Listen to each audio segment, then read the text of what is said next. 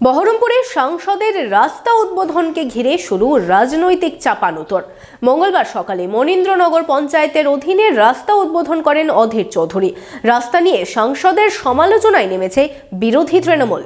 গত বছর মার্চে মুর্শিদাবাদে পথশ্রী প্রকল্পের আওতায় প্রায় 477টি রাস্তার উদ্বোধন করেছিলেন মুখ্যমন্ত্রী, যার অধিকাংশই ছিল গ্রাম পঞ্চায়েত এলাকায়। কিন্তু মনীন্দ্রনগর পঞ্চায়েতের অধীনে ভাটপাড়া ইন্দিরা গান্ধী স্ট্যাচু থেকে বাদল আচার্যের বাড়ি পর্যন্ত প্রায় 1 কিলোমিটার রাস্তার শিলান্যাস করেছিলেন বহরমপুরের সাংসদ। দাবি কংগ্রেসের, সেই রাস্তার প্রায় 700 মিটার রাস্তা আগেই শেষ হয়েছিল, বাকি ছিল 300 মিটার রাস্তা।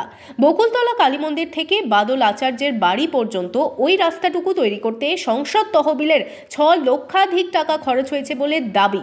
সেই রাস্তায় এদিন উদ্বোধন করেছেন অধীর, যা নিয়ে শুরু হয়েছে রাজনৈতিক চর্চা। যে স্বাদ থাকলে সাধ্যে কুলায় না, আমাদের হয়েছে তাই। স্বাদ আছে, সাধ্যে কুলাচ্ছে না, তাই যেখানে যেমন সুযোগ পাই আমরা সেগুলোকে করার চেষ্টা করি।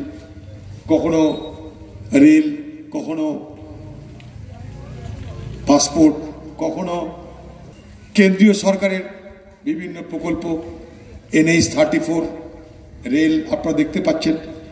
যেখানে যেখানে আমরা আমাদের প্রভাব প্রতিপত্তি প্রয়োগ করতে পারি সেখানে সেগুলোকে প্রয়োগ করে মানুষের জন্য, মুর্শিদাবাদ জেলার জন্য কাজ আদায় করার চেষ্টা করে থাকি। ওই মঞ্চ থেকে এদিন অধীর কৌশলে ভোটও প্রার্থনাও করেন।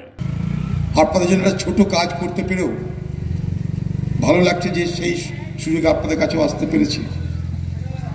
আগামী দিনে আমাদের সীমাবদ্ধ ক্ষমতায় আমরা মানুষের পাশে দাঁড়িয়ে মানুষের জন্য লড়াই করা, মানুষের কথা নির্দিষ্ট স্থানে পৌঁছে দেওয়ার আপ্রাণ চেষ্টা করব।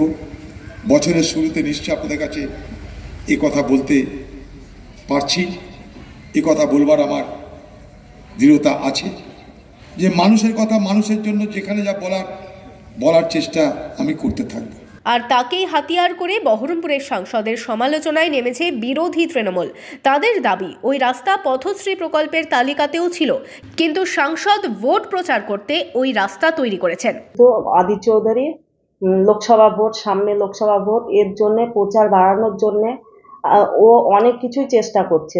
এর ফলে এটা উদ্বোধন করেছে